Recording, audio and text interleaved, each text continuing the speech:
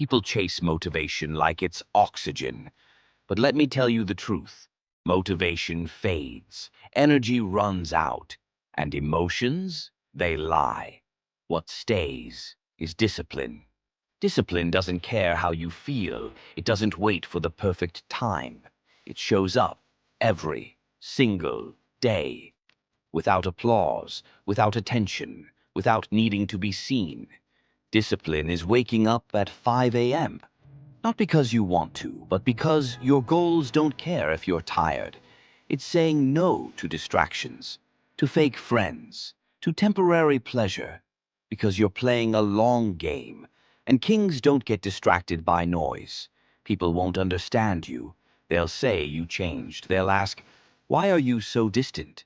But they don't see what you're building in the dark. You're not cold, you're focused. You're not antisocial, you're aligned. You're not lost, you're finally found.